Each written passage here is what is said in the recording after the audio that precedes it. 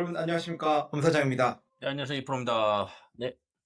2025년 4월 19일 저희 시즌 5의 두 번째 방송 막을 올리겠습니다. 시즌, 시즌 5 무슨 미국 드라마도 아니고 무슨 시즌 드라마. 미드, 미, 무슨 뭐 미드, 뭡니까? 유명한 미드 있지 않습니까? 뭐 프렌즈 이런 게 시즌 9까지 했나요? 보니까. 예. 야, 무슨 시즌제로 참 빡세네요, 진짜 이 방송. 혹시 뭐 이왕 하는 거 저기 네. 리셋하고 리부트 이런 거 하지 않고 일단은 시즌 제로 한번 가보는 걸로 하면은 좋지 않을까 싶습니다. 요새 게임은 그런 거 많이 한다니까? 그 스터링처럼 방송 리마스터링 이런 걸로 해서.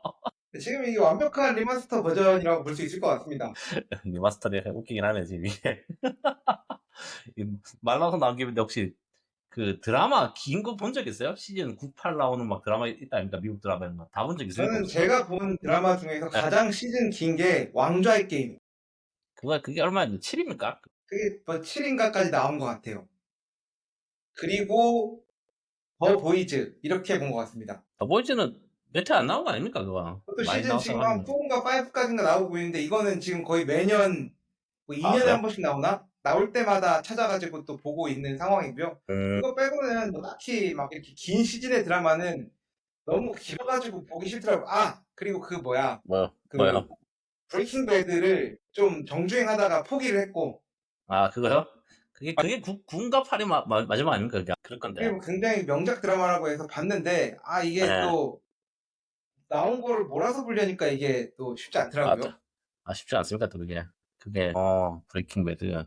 저는 이제 뭐 드라마는 본 게 이제 기억나는 게 프렌즈 옛날에. 음, 그거는 다 본 것 같고. 그게 시즌 9까지인가 있잖아요, 그게 아마. 네. 그리고 두 번째가 엑스파일. 그건 처음부터 끝까지 다 봤죠. 엑스파일 또 제가 또 사랑했던 드라마인데. 그리고 마지막이 심슨이 시즌 제가 25까지인가 봤거든요. 시즌 24까지인가? 옛날에 군대 가기 전에 백수생활 하면서 심슨이 너무 재밌는 거예요, 그게. 그래서 네. 그게 아직 나오더라고요. 거의 시즌 30 넘게 나온 것 같은데 보니까 지금 30까지 나왔나? 아마 그럴 건데. 그게 이제 또 그렇게 긴, 제일 긴, 긴 것도 있습니까? 그게 첫 방송이 87년인가? 뭐 얼마, 뭐 90 몇 년인가 그럴까요? 90년도인가? 그게 아마? 네. 그게 이제 뭐 좀 베테랑 얘기랑 하면 딱, 우리 어릴 때 TV 틀면 EBS 이런 데 심슨 했다 아닙니까? 맞죠? 그렇죠. 네.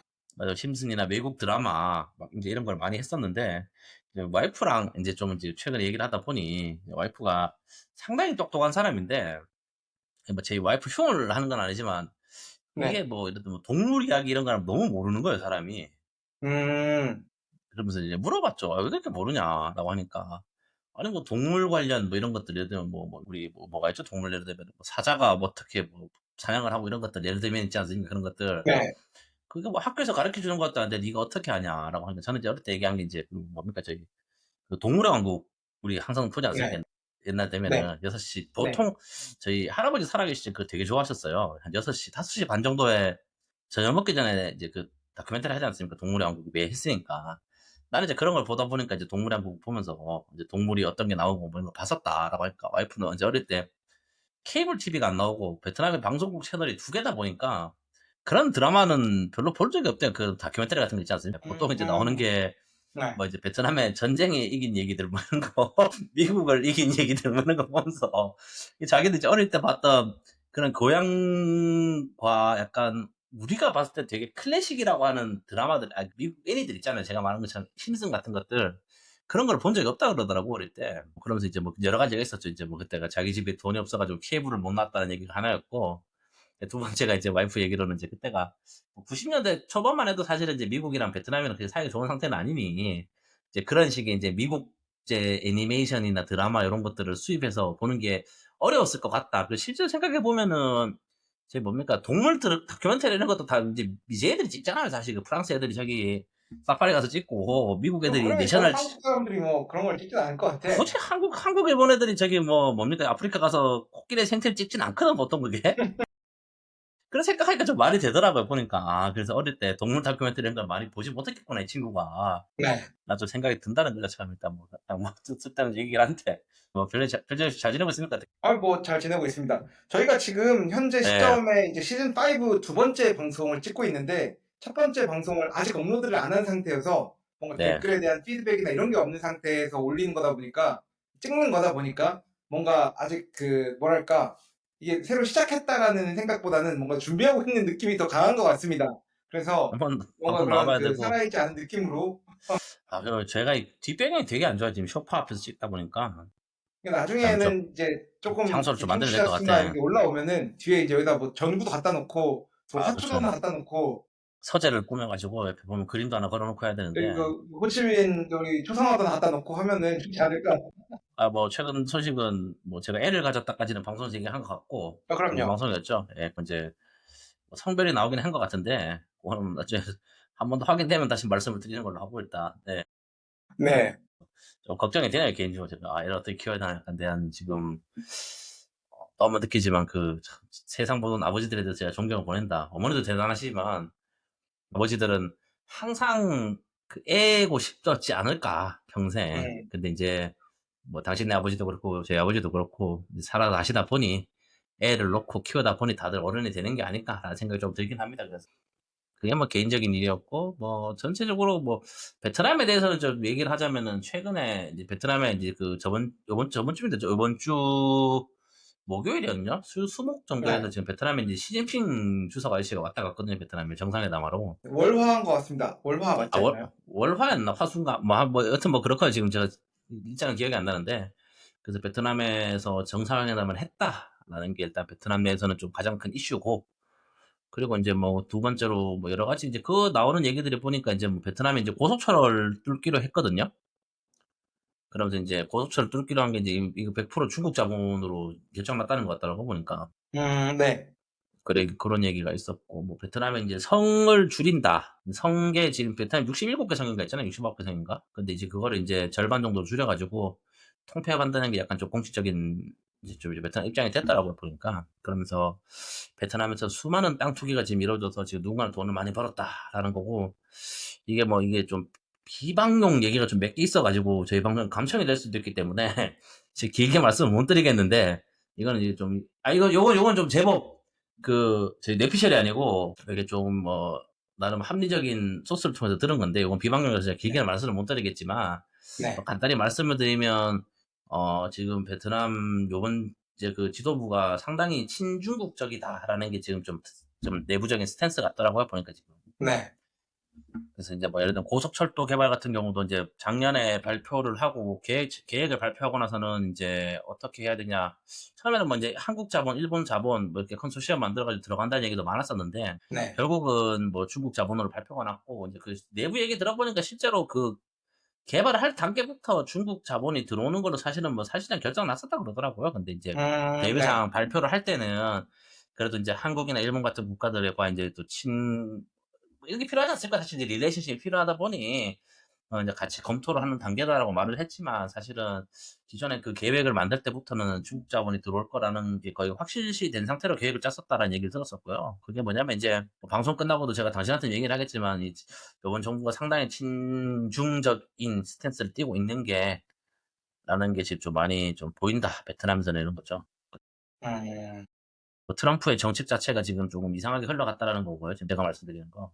뭐 지금이야 관세가 유예되긴 했지만 최소한 그 중국에 대해서 관세를 때리는 거는 그냥 뭐 미국의 뭐 이제 뭐 국익과 그런 뭐 미래를 위해서 할 수 있는 액션이었지만 그 괜히 그 중국 주위의 국가들도 괜히 건드리는 게 조금 추후에는 좀 문제의 소지가 될 수 있지 않을까라는 생각도 듭니다. 그리고 나서는 이제 바로 시진핑 주석이 들어왔고 물론 뭐 몇 달 전부터 계획이 됐다 그러더라고요. 주석이 들어오는 거에 대해서는. 그렇지만 또 이제 아마 그 트럼프가 거의 2주 전이죠. 3주 전에 그때 이제 관세에 관련해서 지금 그런 모든 그 동맹국들과 모든 잠재적인 고객들에 대해서 이제 모든 국가들에 대해서 관세를 때렸다는 게 아마 이번 회담 결과에도 좀 여러 가지 영향을 미치지 않았을까라 생각합니다. 예를 들면은 베트남 같은 경우에서 뭐 관세를 뭐 많이 안 때리고 뭐 5%대 뭐 이런 관세 없이 갖고 중국만 관세를 때린다고 했으면 아마 좀 더 중국과 베트남의 회담 결과가 좀 달랐을 건데 뭐 어차피 트럼프의 의중 자체는 여기도 45% 저기도 45%면은 베트남 입장에서는 뭐 이럴 거면 45% 맞고 중국이랑 같이 좀 붙어 먹어도 되지 않겠냐는 생각 들지 않았을까 싶어요, 개인적으로는. 뭐 그렇다는 거죠, 베트남은 지금. 그게 지금 최근에 가장 중요한 이슈였죠. 예. 네, 하여튼 뭐 저도 한국에 있었지만 이제 네. 트럼프와 관련된 소식은 네. 항상 이제 고위 관료들이 오시면은 저희 사무실 앞을 지나가세요. 그래서 항상 무슨 길이 말이요? 통제되더라고. 그거 항상 그래, 맞아요. 예. 네. 그래서 이제 직원들이 점심 먹으러 잠깐 나갔다가 길이 막혀가지고 사무실 복귀를 못하는 사건들이 있었었기 때문에 예. 시진핑 주석이 왔었다. 이 시진핑이 맞습니다. 이제 뭐 중요하진 않지만 베트남 말로는 떡건빙 이러거든요. 떡건빙이요? 그 떡건빙, 떡건빙입니까? 떡, 떡, 떡, 떡건빙.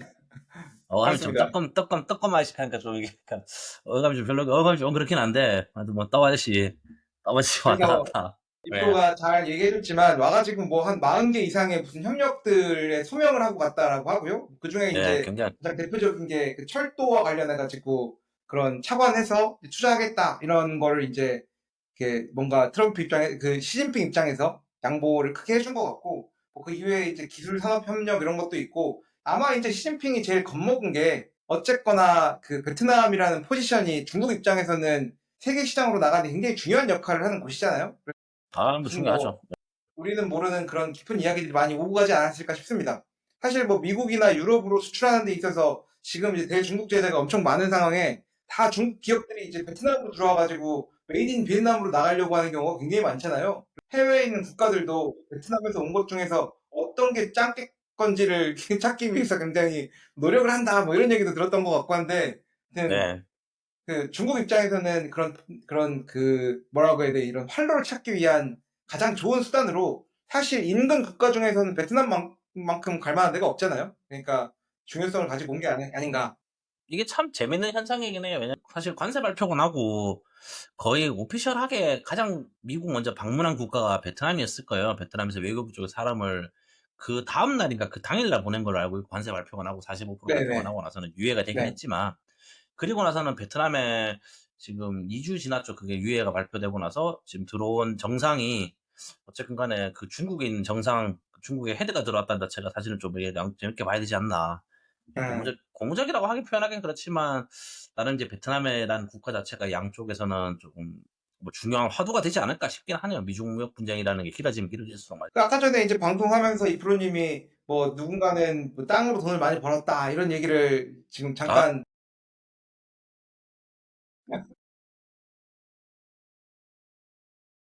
아니 하고 지나가는데 제가 그냥 이제는 이게 이 프로님은 가능하니까 나는 불가능하지만 가능하니까 네, 예. 혹시 뭐 땅을 사거나 좀 없죠. 사야겠다 없습니다. 지금 이게 당장 제가 그런, 가능하시잖아요. 저는 가능, 불가능하지만 이 프로님은 가능하시기 때문에 그래도 그 성능 너머에 있는 그 임야 대지 버려져 있는 땅을 저렴하게 다시 말씀드리지만 저렴한 땅이라는 게 없어요, 이 나라도. 그리고 알잖아요, 이 나라 사람들이 이런 얘기하면 그렇지만, 이게 그 좋은 토지가 만들어지기 위해서 한국도 그렇지만, 이 베트남은 이 세력들이 이거를 알지 않습니까? 이제 물 타면서 돌려가지고 주식 뻥튀기 하는 것처럼 뻥튀기 시킨 다음에 이걸 이제 짜잔 시장에 내놓기 때문에, 사실 저희같이 이제 소스 없는 사람들이 해서는 별로 재미가 없죠, 사실 그게.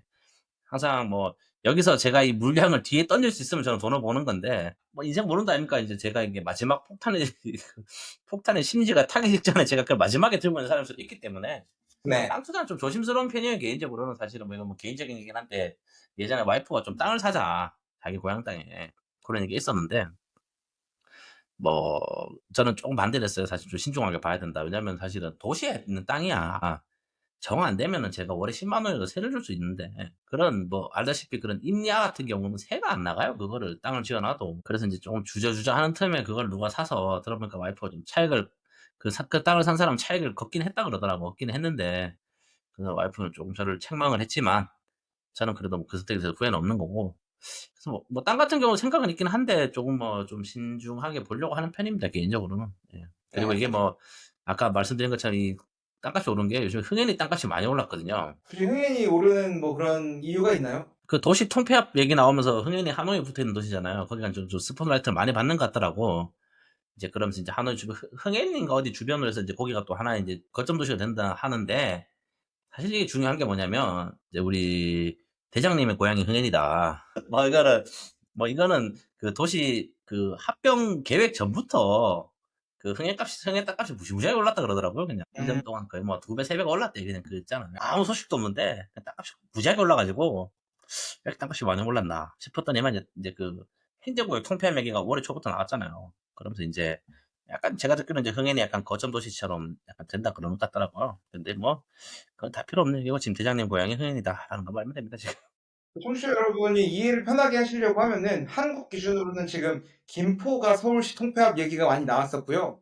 그리고 경기도 구리시도 그 서울시 통폐합 얘기가 나오고 있고 막 그 저 구리 음, 시내만 나가도 그 구리시 서울 통폐합 위원회에서 무슨 뭐 회의를 해가지고 뭐 이걸 하자고 추진을 하고 있느니 뭐 이런 내용들이 붙어 있는데 여튼 딱 네, 그냥 맞죠, 그 맞죠. 개념이다라고 봐주시면 좋을 딱 것 그 개념을 같습니다. 보시면 됩니다. 예를 들면 이제 그 뭐 예를 들면 3급지에 있는 동네가 2급지랑 붙어가지고 성이 하나 되면 3급지는 2급지 따라가잖아요. 그런 얘기예요. 베트남이 좀 그런 게 있었고 뭐 좀 개인적으로 웃겼던 스토리가 하나 있는 게 이거 전 방송에 나왔죠. 저번 방송에 전자담배 베트남 얘기를 한번 했잖아요. 네네 이번에 방송에 했죠. 나오진 네. 않았는데 제가 편집 단계라서 제가 지금 기억은 안 나는데 전자담배 얘기를 한번 네. 했을 거예요. 제 베트남에서 이제 행사과 판매 네. 금지를 한다. 제가 네. 이제 얼마 전에 웃겼는 게 뭐냐면은 방린 있죠. 방린이라는 도시가 삼성 슈퍼마켓 있는 삼성에 있는 도시거든요. 거기 슈퍼마켓에 콜라 사러 들어갔는데 전자담배를 버젓이 팔고 있는 거야. 그러니까 예를 들면은 말씀드린 것처럼 전자담배 판매를 하면은 여기서 뭐 법으로 언금을 해서 뭐 엄청난 벌금을 때린다. 이제 뭐 그런 얘기 했었거든요. 사실은 이제 한국 사람들이 한인타운에서 전자담배 길에서 피다가 뭐 걸려서 마약 검사 받으러 갔다 뭐 이런 얘기도 있었고 사실은. 슈퍼마켓에 버젓이 파는 거예요 전자담배를. 그래서 아주 이상했지. 그러지. 네. 그래서 보니까 특정 브랜드 제품들이 디스플레이가 많이 되어 있더라고요, 그게. 물어봤어요, 제가. 이거 사도 괜찮냐? 그러니까, 아니, 뭐, 이거 절대 뭐 경찰 잡아가지는 않는데. 그래, 감사해요. 그래, 좀 찝찝해서 나왔어, 그 자리에서. 그리고 나서는 며칠 전에 이제 지인이랑 술을 먹으러 갔는데, 이제 지인이 이제 술집 방 안에서 전자담배 피는 거예요. 내가 근데 방면에서 본 브랜드를 똑같은 걸 피고 있어. 너 이거 어디서 구했냐고 물어보니까, 방면에서 구했대. 어떻게 구했냐? 그러니까, 웃긴 게 뭐냐면, 방면 공원들이 이걸 판대요, 유통을. 그 집 브랜드를. 이게 이해가 안 돼, 무슨 얘기 하는 거? 잘 이해가 안 됩니다. 경찰들이 이 전자담배를 잡아야 되는데 그 사람들이 이거를 유통을 안 돼. 유통을 안 돼요. 그러니까 슈퍼마켓에 이게 깔려 있다라는 거야. 아, 그러니까 뒤를 봐주고 있는 브랜드다. 지금 가지고 있는 브랜드래 이게. 이거를 유통을 안 돼요. 그러니까 이 네. 특정 제품이 슈퍼마켓에 보이는 거래. 네. 뭐 대단한 나라입니다. 베트남이라는 나라가 진짜. 아니, 그러니까 뭐 한국으로 치면은 뭐 경찰이 뒤에서 지금 마약이 불법화되어 있는데 뭐 봐주고 뭐 그런 슈퍼에 거잖아. 슈퍼에 말 팔고 있는 거야 이 사람은. 너무 어메이징한 얘기입니다 베트남 진짜. 와, 제가 보고 나서 느낀 게 진짜 이거 참 깜짝 놀래가지고. 이게 그 방린 공안이 공인한 전자담배니까 이거 피면 안 걸린다면서 이게 무슨 얘기인가. 참 이게 그 법을 집행하는 사람들은 누가 집행을 해야 되냐. 이게 참 미스터리더라고요. 보면 웃기는 게. 굉장히 신비로운 국가입니다. 신비로운 국가는 이게 베트남입니다. 진짜 제가 듣고 웃겨가지고 진짜. 최근에 재밌는 얘기는 그 정도가 재밌는 얘기였어요. 저는 개인적으로. 네네. 그 어차피 방송이 올라갈 때쯤이 되면은 이제 베트남이 이제 휴일 시즌일 것 같습니다. 오랜만에 찾아오는 때 이후에 첫 번째 그 긴 연휴잖아요. 4일 쉬나요? 5일 쉬나요? 네네. 5일 쉬면은 뭐 이프로님은 계획 같은 게 있으십니까? 뭐 한 이틀 집에서 쉬고 이틀은 저희 장모님 댁 데려갈 생각입니다. 아, 고향 내려갈 때는 뭐 차로 가는 거죠? 아유 기차 타고 갈 거요. 기차 타고. 그러면 피곤하긴 한데 가기로 했습니다. 가하노이에서 기차를 타고 몇 시간 걸리나요? 7시간 걸리나 그럴까요? 8시간, 7시간. 와, 그래서 진짜 고속철도가 필요하긴 해요, 이 나라가. 그러니까 네, 이게 좀 7시간이라고 하면 되게 오해를 하실 것 같은 게 저랑 저희 와이프 고향집이랑 한 300km밖에 차이가 안 나거든요. 300km 정도예요. 하노이에서 그 응양까지가 300km 정도예요. 한국으로 치면은 서울 부산이 한 450km 정도 되죠. 500km? 뭐 그 정도 돼? 뭐 이렇게 450km? 그렇죠, 그렇죠. 그러니까 제 느낌상은 아마 뭐 서울에서 대전 조금 넘어가는 느낌일 건데 네, KTX 타면 1시간이잖아.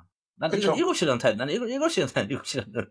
그러니까 필요하다 고속철도라는 게 중국 자본이고 저는 뭔지는 모르겠는데 이 장기적으로 베트남의 국가 발전을 봤을 때는 이 고속철도는 필요하다는 게 진짜 확실해요, 진짜. 아, 이게 생활권이라는 게 무시를 못 하겠더라고, 진짜. 아니, 개인적으로 이프로님 지금 네. 아내가 지금 임신 중인데 이제 쉽지 않은 여행일 것 같은데 이게 또 차도 또 편하게 가는 게 아니라 덜컹덜컹 하면서 가는 거 아니겠습니까?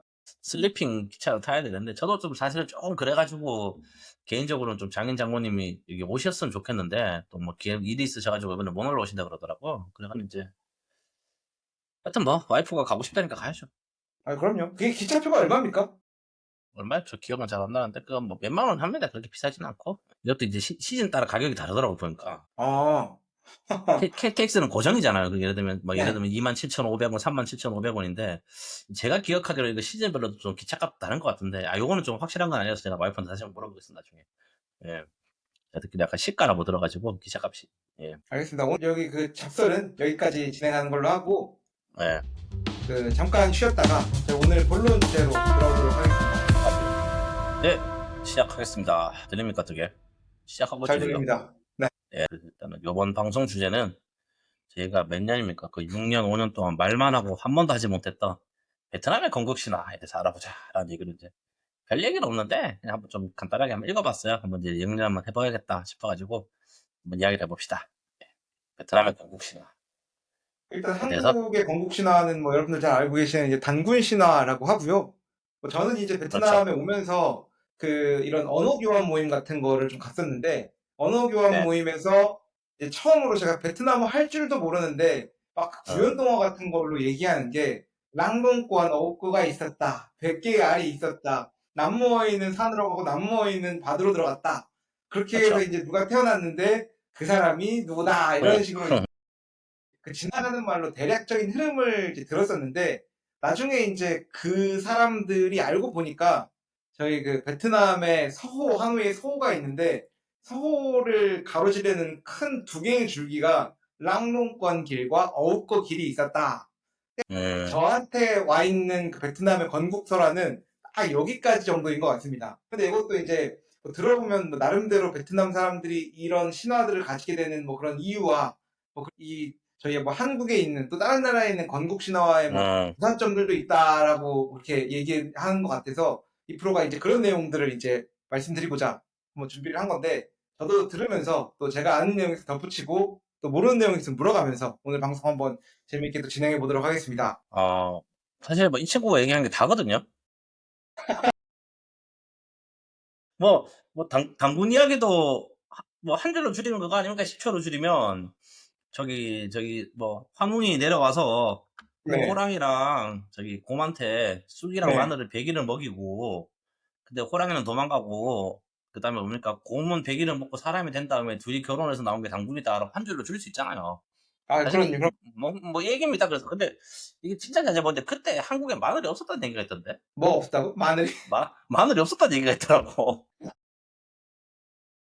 그래서 그게 이제 뭐 마늘인가 쑥인가 그때 없어가지고 원래 그게 약간 좀 후대가 좀 바뀐 얘기다. 기존에는 이제 마늘과 음, 쑥이 아니고 뭔가 딴 걸 먹었을 거다. 뭐 이런 얘기도 본 것 같은데 이건 확실한 건 아닙니다. 그래서 뭐 여튼 이번 방송은 일단은 제가 뭐 저희가 역사 전문가도 아니기 때문에 좀 뇌피셜이 많이 들어가 있고요. 그냥 재미로만 보시면 되는데 일단은 뭐 시작을 하시죠. 일단은 베트남의 건국신화 일단 그래서 뭐 간단합니다. 이제 건국신화라는 베트남의 건국신화가 뭐냐면 랑몽권이라는 사람과 네, 어우꺼라는 이제 네. 여자가 결혼을 해서 이제 그 알을 이제 놓고 이제 알을 놓은 사람이 그 중에서 이제 잘 나가는 사람이 이제 그 베트남의 건국 5월 초가 아마 초중순 이제 흥왕탄신이라고 해서 한국으로 치면은 개천절이라고 해서 개천절. 베트남에 하루 쉬는 날이 네. 있거든요. 이제 그 사람이 이제 지난주 베트남 월요일이었습니다. 그러니까 4월 네, 7일이었죠. 이거는 이제 네네, 음력이라서 매일 바뀌긴 하는데 네, 어쨌거나 그 이게 좀 한국말로 들리면 이상하긴 하지만 네.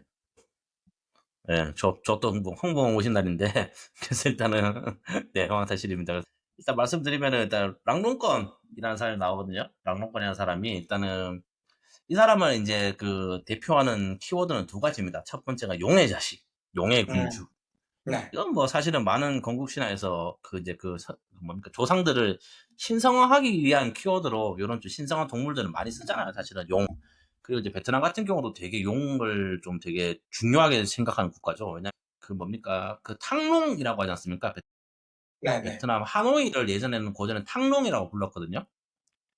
그 수도명이 탕롱이었고 탕롱이 뭐냐면 이제 용이 내려온 자리라고 해서 탕롱이라 불렀고 그리고 우리가 아는 여행지로 많은 하롱베이도 이제 용이 내려온 예를 들면 그쵸. 뭡니까 뭐 해변 뭐 이런 느낌이라 가지고 그 베트남은 이제 용과 관련된 얘기가 많고, 사실 나라가 길다 보니까 이제 또 베트남 사람들이 풍수적으로 이제 베트남이라는 국가를 해석할 때 이제 하노이가 용의 머리, 그 서호가 용의 눈, 뭐 이렇게 해서 이제 그렇게 좀 해석을 하더라고요, 풍수적으로는. 그 자기네들은 이제 용과 관련된 국가다, 용과 뭐 연관이 있는 많은 국가다라고 하는데, 이제 어쨌든 간에 이제 용이라는 국가가 나오는 게 뭐냐면 이제 건국 시조에서도 이제 나오게 되는 거죠. 그리고 뭐 이게 이 랑몽권의 사람이라는 혈통에 대해서는 여러 가지가 얘기가 있는데, 이제 뭐 어떤 사람들 같은 경우는 이제 중국에 있는 신농 씨와 이제 그런 이제 중국에 있는 사막 모제 같은 그 전설적인 임금의 뭐 후손이나 그 사람들이 베트남에 내려왔다라고 해석하는 사람도 있고, 이제 그러다 보는데 이제 또 베트남 사람들 입장에서는 이제 또 중국과 엮이기 싫으니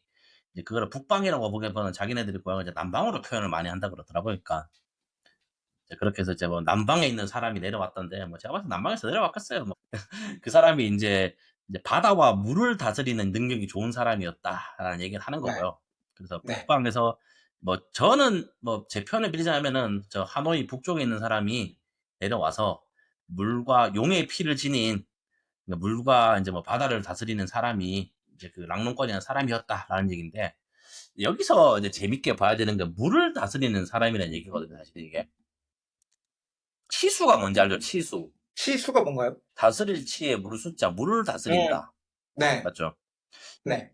고대 건국 신화들을 보면은 물과 관련된 얘기가 되게 많아요. 예를 들면은 단군 왕검의 아버지인 환웅이 저기 하늘에서 내려올 때 누구랑 같이 내려오는지 기억합니까, 혹시? 뭐 모르겠습니다. 뭐 홍백, 우사 뭐 이런 사람들 내려오거든. 네. 들어본 것 같네요. 그렇게 얘기하니까. 홍백이 뭡니까? 바람을 다스리는 사람. 우사가 뭡니까? 물을 다스리는 사람.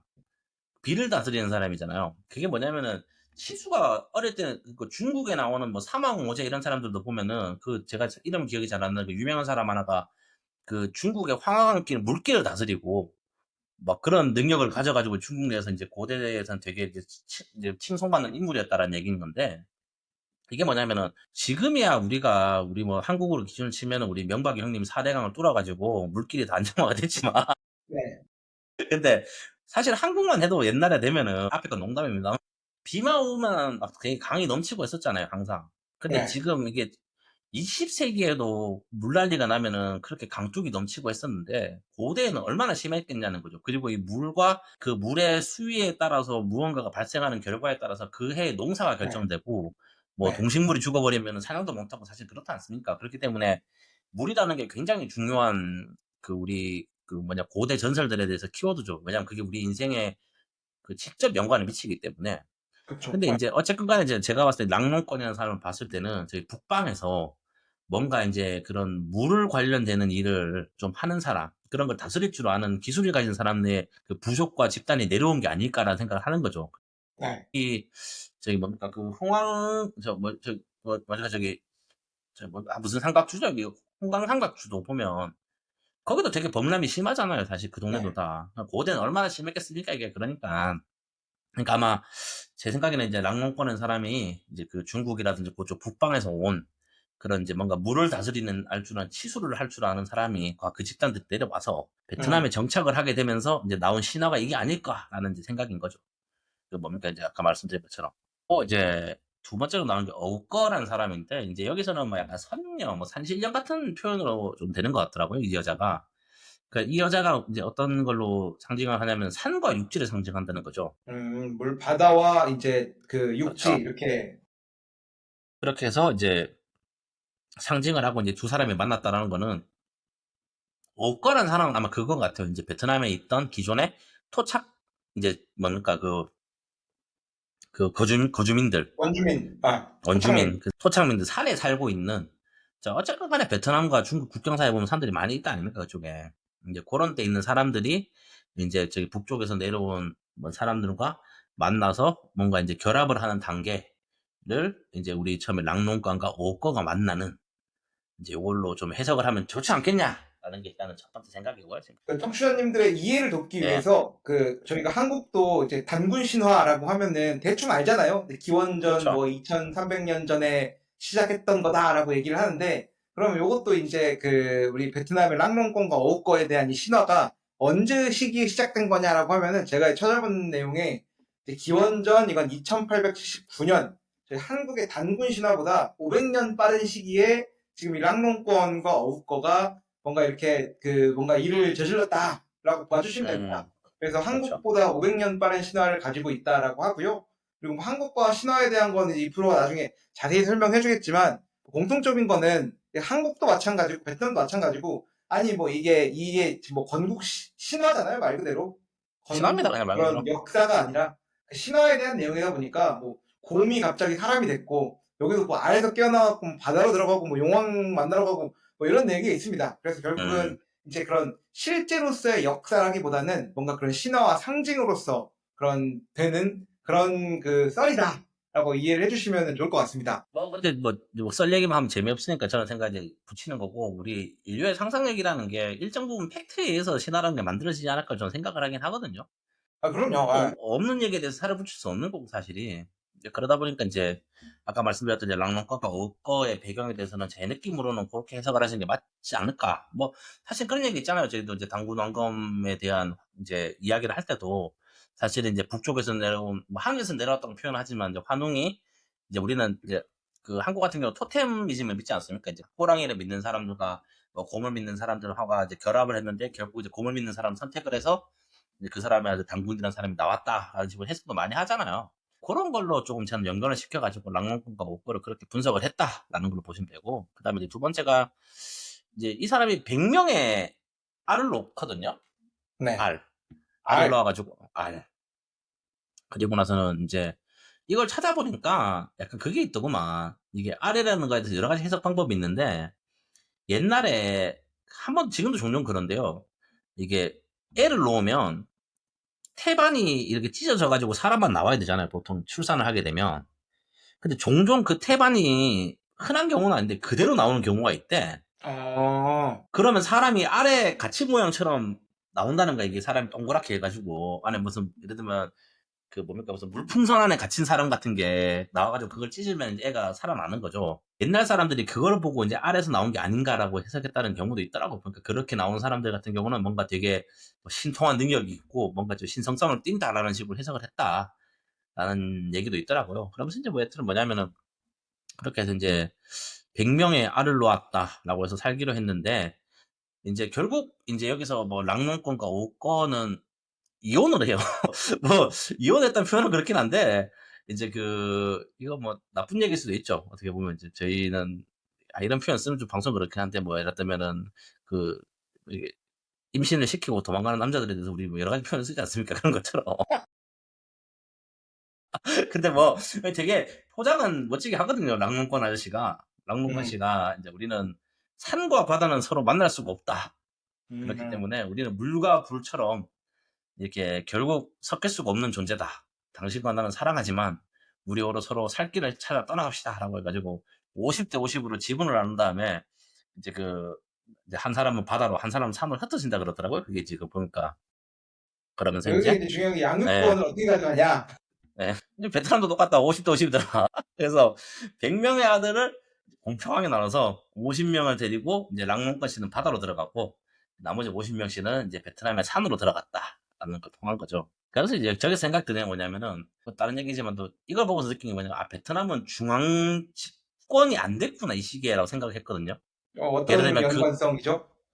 예를 들면은 이렇게 부족이 결합을 했고 그래서 뭔가 신족을 이뤘는데 예를 들면 단군 왕검이라는 한 명의 강력한 지도자가 있었는 게 아니고 제가 봤을 때는 그런 이렇게 100여 개 정도의 그런 집단 부족들이 약간 이렇게 좀 공동 통치라든지 협력을 하는 관계였고 거기서 이제 대표되는 집단들이 이제 랑농권과 북쪽에서 내려온 이제 여기는 아웃과 같은 사람들이었는데 이제 결국 이제 뭐 제 해석입니다만도 이혼을 했다고 했지만 결국 싸우면서 내전에 나가지고 반반 쪼개진 게 아닌가. 음, 뭐 제가 생각이 드는 거예요. 그러면서 왜냐면은 보통 이제 이런 거에 대해서 누군가가 하나 중심을 잡고 그 사람 위주로 국가가 돌아갔으면은 이렇게 50대 50이란 얘기가 안 나왔을 거고 그 사람 이름이 바로 나왔어야 되는데 근데 보면은 뭐 자꾸 그건 아니잖아요. 뭔가 자꾸 그러면서 이제 너는 단어 가고 너는 바다로 가고 산으로 간다는 얘기 자체가 아마 좀 이렇게 좀 그 과정에서 뭔가 좀 내전이 있었지 않나. 내전이란가 갈등이 있다 보니 그래서 이제 그 두 집단이 갈라서게 되었고 뭔가 그 세 명이 중에서 이제 거의 동등했었다라고 보는 거잖아요. 그러니까 네, 이렇게 50대 네, 50이라고 그렇죠. 나왔겠지. 50대 50과 100개의 집단 뭐 이런 식으로 표현했을 것 같고 그리고 나서 이제 나오는 게 이제 결국 여기서 이제 가장 강했던 사람이 한 명이 나오는 거죠. 그 푸토성 그러니까 하노이 북쪽에 있는 푸토에서 이제 그 가장 강했던 사람이 이제 그 모든 걸 정리하고 국가를 만든 것 같은데 그리고 이제 그 사람이 뭐냐면 약간 말했던 흥부왕이라는 거고 이제 이 사람이 이제 베트남이라는 국가에 이제 처음에 뭐 시조가 되는 사람이 되는 거죠 이게. 예. 여기까지가 일단은 제가 봤을 때 이제 베트남 신화의 뭐 1차적인 해석인 겁니다. 그래서 얘기하는지 모르겠는데 일단 그렇습니다. 아니, 재밌습니다. 네. 아 그리고 또 이게 두 번째로 재밌는 게 뭐냐면 야 이게 제가 잠깐 찾아봤거든요. 오늘 퇴근하는 차 안에서 중국과 한국과 일본과 베트남의 건국신화 잠깐 봤어요. 제가 중국 신화는 잘 모르겠네요. 아, 중국 신화도 전 자세는 안 봤는데 그게 뭐냐면은 반고라는 거인이 있어가지고 거인이 죽고 그 거인의 시체가 이제 그 뭐 천지 창조가 되는 거죠. 음, 그 거인의 시체가 이제 뭐 예를 들면 땅이 되고 뭐 거인의 피가 바다가 되고 뭐 이런 식으로 되고 그래서 이제 뒤에 보다 보니까 중간에 이제 뭐 신들이 나오고 그 위에 나오는 게 이제 우리가 삼왕오제라고 부르는 사람들 있지 않습니까? 그 중국에 있는 아까 말했던 그런 여러 가지 인물들에 대해서 이제 그 사람들이 사실은 이제 중국에 이제 뭐 하나라, 은나라, 주나라 같은 이제 고대 왕국들을 만들고 그 사람들이 이제 중국의 시초가 되었다는 얘기인 거고 일본의 신화 같은 경우도 비슷하더라고. 혼돈에서 한 명의 남자의 신과 두 명의 여자의 신이 나와가지고 뭐 세상을 만들고 그 음. 자식들끼리 뭔가 갈소를 하다가 결국 이제 신의 자식이 지금 이제 뭡니까 그 천황이지 않습니까? 일본의 천황 이런 식으로 해석을 하더라고요. 근데 저는 좀 재밌게 본 게 뭐냐면은 그 일본과 중국의 신화에 대해서는 뭐 밖에서 사람이 왔다는 얘기가 없어요. 뭐 하늘에서 사람이 내려왔다는 둥, 그 뭐 이런 얘기가 없고 자기네들 안에서 뭐가 나오거든. 자기 안에서 뭐 신들 둘이 싸우든 뭐 신이 작든 자살을 하든 뭐 해가지고 나오는 것들에 대한 부산물들과 거기에 대한 뭔가 나오는 강력한 지도자와 인간들이 그 이제 그 나라의 건국 신화가 되는데 한국이랑 중국은 보면은 외부에서 사람이 들어오잖아요. 그러니까 누굽니까? 여기 있는 하늘에서. 아, 랑롱권 씨는 저기 북쪽에서 내려왔고 저기 뭐냐 우리 환웅 아저씨도 하늘에서 내려왔잖아요. 근데 지금 생각해 보면은 일본은 그 시대 사람들이 바다 건너가 하긴 힘들었을 거야. 그랬겠죠. 그렇죠. 근데 한국이랑 베트남 같은 경우는 도보로 올 수가 있다는 거예요, 사람들이. 중국에서. 왜냐면 뭐 이게 제가 중국을 빠는 건 아닌데 어쨌든 간에 이제 중국 같은 경우가 뭐 워낙 고대부터 사람들이 많이 사는 동네다 보니 그쪽에서 많이 발달한 게 많았잖아요. 그러다 보니까 이제 좀 신화의 형태들 이런 게 띄는 게 아닌가라는 뭐 제 나름대로 상상을 한번 해봤다는 거죠. 그래서 뭐 그것도 신빙성이 있는지는 모르지만. 재미있는 일이네요. 제가 지금 잠깐 찾아보고 있는데, 그 중국의 네. 건국 신화가 언제냐는 걸 한번 찾아보고 있는데, 그러네요. 확실히 이게 중국의 건국 신화는 기본적으로 삼황오제가 기원전 2800년대니까 이제 그렇죠. 베트남의 건국 신화의 시기와 거의 비슷하고요. 그 음, 전에 이제 판구라고 하는 그 이런 우주와 세계의 창조 신화는 뭐 반고는 기원전 3000년에서 기원전 그 36,000 이렇게 얘기가 나오니까 그거는 뭐 아무래도 약간 그런 느낌이고, 그런, 뭐, 아까 말했던 반고란 거인 얘기는 그런 거 아닙니까? 음, 옛날에 뭐, 그, 네, 거북이가 지구를 바치고 있다 이런 얘기라 가지고, 별로 네. 그건 뭐, 그건 진짜 말 그대로 동화 같은 얘기인 거고, 네, 그거, 그 다음부터 보면 될 것 같아요. 이제 사망오제 같은 사람들이 어떻게 살았냐라는 얘기인데, 보면은, 그 뭐, 전 재밌게 본 게 좋습니다. 그랬죠. 하여튼 뭐 네. 여러분들의 또 참고를 돕기 위해서 단군 신화는 누가 썼냐? 어디에 근거가 있냐라고 하면은 많이 알고 계시잖아요. 저도 지난번에 이제 이 프로그램 찾아봐서 알았는데 삼국유사에 이련이 썼다. 근데 그게 그렇죠. 이제 이래 썼다. 1600년대인가요? 언젠가요? 네.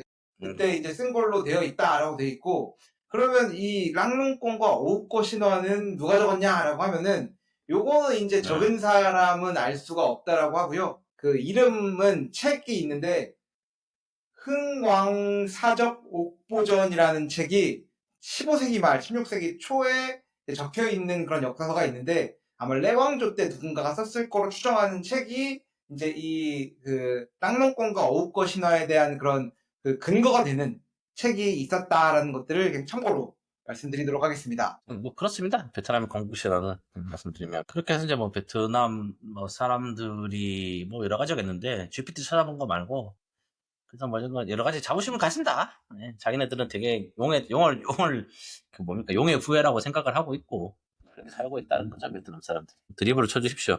예. 어떤 좋습니다. 뭐 이거 궁금한 거 건국 있으면 신화 얘기한 네, 김에 저희가 이제 이 프로랑 같이 준비했던 내용에 나와 있는 그래도 그 단군 신화와의 공통점, 차이점 이런 게 뭐가 있냐를 짧게 설명해 드리면은 좀 네, 좋을 것 같아서 저희가 조사해 놓은 자료에 결국 굉장히 비슷한 게 많더라고요. 다 많아요. 남성 시조가 있고 여성 시조가 있다. 베트남 같은 경우에는 랑농권이 이제 용의 군주, 바다에서 온 그런 남성 시조가 있는가 하면 한국에는 환웅이라고 하는 하늘의 신의 아들 환웅이 있고요.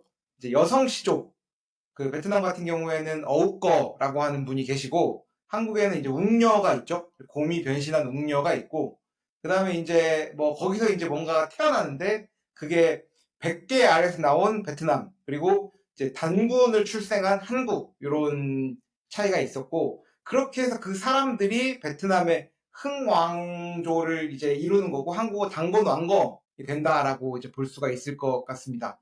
그런 식으로 뭔가 남자와 여자 그리고 뭔가 그 신화 그 사람이 건국을 하는 이런 구조가 되는 게 이제 한국과 베트남의 그런 공통점이다라고 말씀드릴 수 있을 것 같습니다. 뭐 좀 그 뭐라고 해야 돼? 그 네. 인사이트, 키 테이크어웨이 이것을 통해서 뭔가 배워야 되는 그런 게 있습니까? 이걸 뭘 해야 됩니까? 사실은 보통 이런 교훈으로 마무리 지어야 되거든. 보통 이제 뭔가 참 잘했어요라고 마무리 지어야 되는데 이게 지금 뭐 교훈이랄 게 있을까요? 아, 물 조심합시다라고 마무리 짓고 싶네. 아, 아니 농담이 아닌 게 이게 되게 크더구만 보니까 이게 아직까지도 그러니까 뭐 나일강의 기적 막 얘기하지 않습니까? 그 나일강이 그 고대 문명이 진짜 수천 년부터 피라미드를 짓게 하는 운동력이 다큐멘터리 같은 거 보다 네. 보니까 네. 그게 상당히 그게 멋진 강이라 그러더라고. 그게 정기적으로 범람을 한대요. 예를 들면은 나일강이라는 강이 뭔가 범람을 해서 옆에 막 토사물이 바닥에 떨어져야지 주위에 그걸로 농사를 짓는다 아닙니까? 이 좋은 영양분들이 빠져나오는데 그래서 아까 말했던 것처럼 이제 동양의 강들에 대해서 이제 물기를 다진다는 얘기하는 게 뭐냐면은 이게 정기적으로 범람을 하지 않는다는 거죠. 예를 들면은 동양에 있는 많은 강들은 뭐 태풍 치면은 갑자기 넘치는 거고 홍수 나면 갑자기 넘치는 거고 물론 그 홍수와 태풍이 치는 시즌 같은 경우는 우리가 일정 부분 포커스는 할 수 있겠죠. 여름에 내린다, 봄 초가을에 내린다까지는 알 수 있지만 그 날짜 자체가 좀 뭐 되게 좀 그 뭡니까 예측하기 힘든 부분이 많은데 나일강 같은 경우는 그게 굉장히 정기적으로 범람을 한대요. 예를 들면 3월 한 달 동안 물이 넘치고 나머지는 안 넘치고 이런 식으로. 그래서 이제 그 이집트 사람들이 그거를 계산하기가 되게 쉬웠고 거기에 바탕으로 해서 이제 농사를 짓고 문명을 이뤘다는 게 그 나라 문명이 어쨌든 고대에서는 굉장히 빨리 발달할 수 있던 요인이었다라는 게 뭐 원인 중 하나라고 얘기를 하는 것 같더라고요. 뭐 과학 관련 이런 거 보다 보니까. 그래서 뭐 물난리가 중요하고 하는 걸로 결론을 못 내겠어요, 사실은. 어떻게 해야 뭐 교훈적인 건 아닌데 물 조심하시다라는 걸로 마무리 짓죠. 뭐 이게 아까 뭐 다시 말씀드리면 이게 나일강이라는 강이 굉장한 강인 게 정기적으로 맞는 시간에 많은 양의 범람을 해서 주위에 그 농지들을 이제 비옥하게 만든다. 그렇게 해서 나일강이 고대 문명부터 발달을 했다.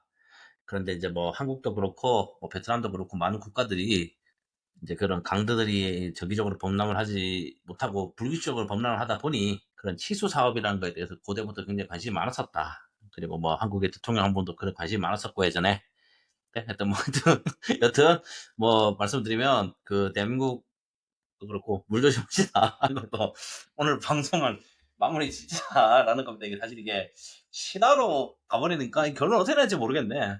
뭐 신화가 좋았어요, H.O.T가 좋았어 이런 걸 결론을 내야 되나? 당신 누구 편이었습니까? 신화가 좋아서 H.O.T가 좋았는가? 그러니까 뭐 그런 거라기보다는 우리가 베트남의 건국 신화에 대해서 알아봤으니까 이 나라가 이렇게 시작된 나라구나 하는 것들을 이해하는 그런 시간이 돼서 나중에 혹시나 여러분들 비즈니스 하거나 하실 때 음. 만나게 되면은 I know 랑롱권, I know 어우권, I know 흥부어 미국 사람이 빨라서 아니 너 땅꾼 할아버지 뭐 이런 거니까 지금 그러면 친밀함 느껴지지 않겠습니까? 비즈니스 하는 파트너가 한국의 건국 신화에 대해서 알고 접근을 해. 그러면 이 사람은 찐이라고 볼 수 있지 않습니까? 대단한 사람이면 뭐, 그래서 저희는 뭐 대단한 걸로 어쨌건 하시겠어. 여러분들의 그 비즈니스에 도움되는 방향으로 랑롱권, 어우꺼, 흥부엉 요렇게 아시면은 이제 된다라고 말씀드리는 것으로 물 조심하시고 곧 이제 여름이 다가옵니다. 여름이면 이제 베트남에도 이제 물난리가 많이 날 거고 한국에도 그렇죠. 태풍도 불 거고 물난리 많이 난다. 그리고 가면 그렇죠. 갈수록 이제 기후 변화가 심해지기 때문에 이제 좀 예측이 주의하셔야 어렵다. 됩니다. 그래서 네, 맞습니다. 베트남의 당분 건국 신화, 한국의 신화가 얘기한 것처럼 무슨 얘기하는지 모르겠지만 물 조심하시고 또 안녕에 유의하시는 여러분들 되시길 바라면서 오늘 방송은 여기까지 진행하는 것으로 하겠습니다. 오늘도 함께 해주셔서 감사드립니다. 오늘 방송은 여기서 마무리하도록 하겠습니다. 그럼 안녕.